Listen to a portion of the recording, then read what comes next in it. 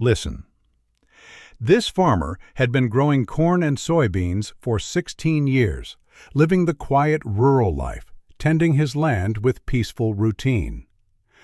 But when a Mexican drug cartel mistook his property for easy territory, what he did next revealed why someone with his background chose farming.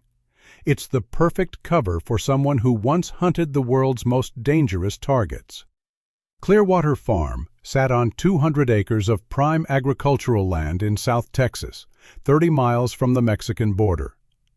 It was the kind of property that had been in families for generations.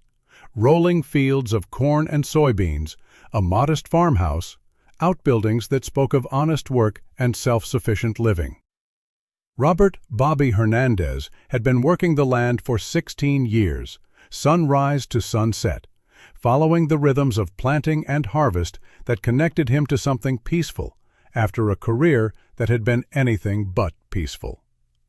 His neighbors knew him as the quiet farmer who kept to himself, who could fix any piece of machinery, who somehow made his operation more profitable than farms twice the size.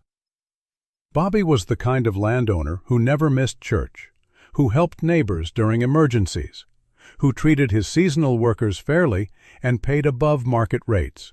He drove a 15-year-old pickup truck, wore the same style of work clothes every day, and lived a life that seemed completely ordinary. What made Bobby exceptional wasn't visible to casual observers. It was his situational awareness, the way he could sense vehicles approaching his property long before they came into view, how he positioned himself during conversations to maintain tactical advantages, how he'd unconsciously cataloged every potential sniper position and escape route within a 5-mile radius of his farm. The neighbors assumed this alertness came from the practical caution of someone who worked alone in isolated areas. They had no idea it came from 12 years in the Army's most classified unit, the one that doesn't officially exist, the one that handles threats too sensitive for conventional special operations. Farming had seemed perfect. The discipline and planning required for successful agriculture, the self-reliance and problem-solving, the ability to work alone with minimal oversight. For 16 years it had been exactly the healing his soul needed. Until Tuesday morning at 6:47 a.m., when his two worlds collided on the southern boundary of his property. Bobby was checking his irrigation systems in the south field when he noticed tire tracks that didn't belong. Not civilian vehicles, not farm equipment, but heavy trucks with aggressive tread patterns that suggested military or law enforcement use. Except law enforcement would have contacted him before entering his property. His special operations training activated automatically. Unidentified vehicles, remote location, proximity to international border. This wasn't random trespassing. This was organized, professional, and potentially hostile. Bobby followed the tracks using techniques he'd learned for tracking human targets in hostile territory. The vehicles had stopped near a grove of oak trees that provided natural concealment from aerial observation. Fresh cigarette butts, food containers, and urination patterns indicated multiple individuals had occupied the position for several hours. That's when he found the packages. Wrapped in plastic, buried in shallow graves marked with GPS coordinates spray-painted on trees. Each package contained approximately 1 kilogram of high-grade cocaine. Bobby counted 12 burial sites, representing roughly $2.4 million in wholesale drug value. The Clearwater Farm had been turned into a drug cache without his knowledge or consent. Bobby made a decision based on 12 years of dealing with international criminal organizations and 16 years of protecting his land. This ended today. Bobby returned to his farmhouse and retrieved equipment he'd hoped never to use again. Not weapons, he'd deliberately chosen a life without violence, but surveillance gear, communication equipment, and tactical supplies that most farmers would never need. But Bobby made a choice that reflected 16 years of peaceful living rather than 12 years of lethal operations. Instead of handling the situation the way Master Sergeant Hernandez would have, he decided to handle it the way Farmer Bobby Hernandez should. The cartel team returned on Thursday morning. 4 armed men in a black SUV, coming to collect their buried merchandise. Bobby was waiting for them, not with weapons, but with a solution that would protect his property without escalating to violence. "Gentlemen," Bobby called out as they parked near the cache site, "I think we need to have a conversation." The 4 men turned toward him, young, armed, accustomed to intimidating civilians who couldn't fight back. Their leader, a man Bobby had identified as Carlos Vega through his surveillance work, approached with the casual arrogance of someone who'd never faced serious opposition. "Old man," Vega said in accented English, "you need to go back to your house and forget you saw anything here." Bobby smiled. "I'm afraid I can't do that. See, this is my land, and you're trespassing. More importantly, you're storing illegal substances on property that belongs to a law-abiding citizen." Vega's hand moved toward the pistol tucked in his waistband. "Maybe you don't understand the situation, farmer. We own this territory now. You work for us." That's when Bobby's 12 years of special operations experience briefly surfaced. "Carlos," Bobby said, using Vega's real name for the first time. "Carlos Eduardo Vega, age 29, originally from Nuevo Laredo, currently wanted by Mexican Federal Police for trafficking and homicide. License plate on your vehicle traces back to a theft in McAllen 3 days ago. Your operation has been using my property as a cache site for approximately 6 months. The casual use of detailed intelligence information had the intended effect. Vega and his team suddenly realized they weren't dealing with a helpless farmer. "Who the fuck are you?" Vega demanded. "I'm someone who wants to solve this problem peacefully," Bobby replied. "But I'm also someone who's been documenting your entire operation for the past 3 days.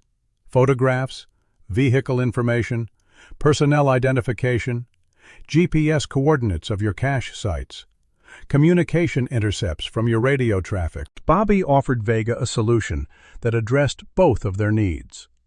The cartel could retrieve their existing merchandise and leave his property permanently, with a guarantee that Bobby wouldn't report their previous activities to law enforcement.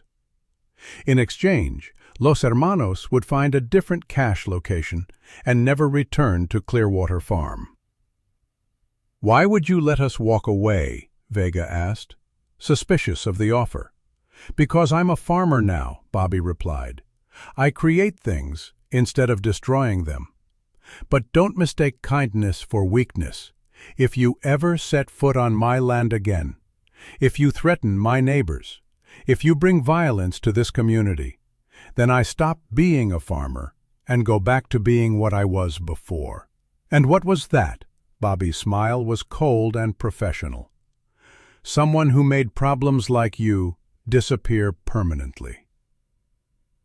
The cartel team retrieved their drugs and left within 2 hours.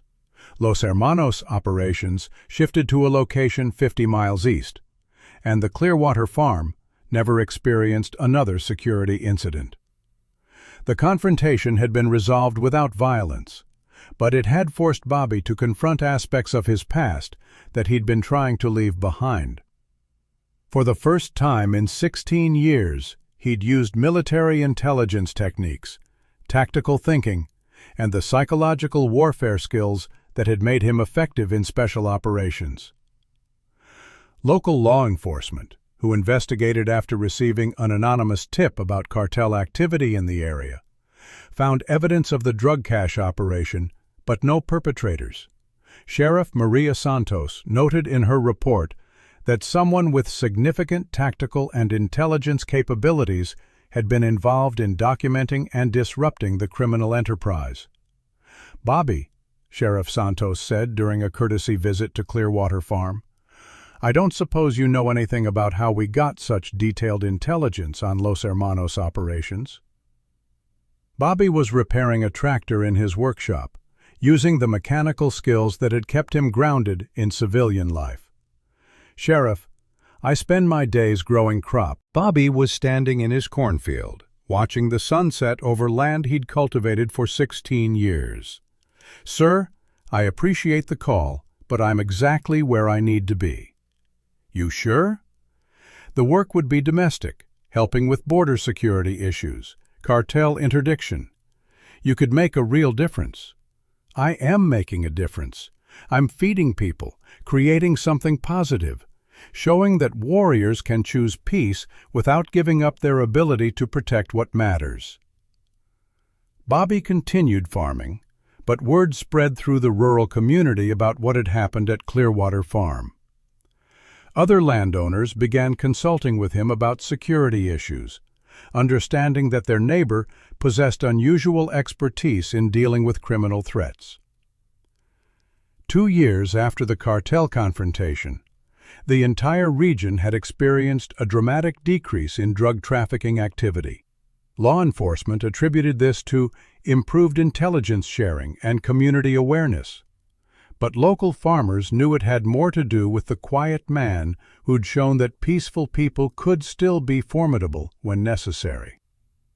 Bobby had become an informal advisor to other agricultural operations, teaching them security awareness and threat recognition without ever discussing his military background in detail. His approach, peaceful resolution, backed by serious capability, became a model for rural communities dealing with criminal encroachment. But Bobby's greatest legacy was personal.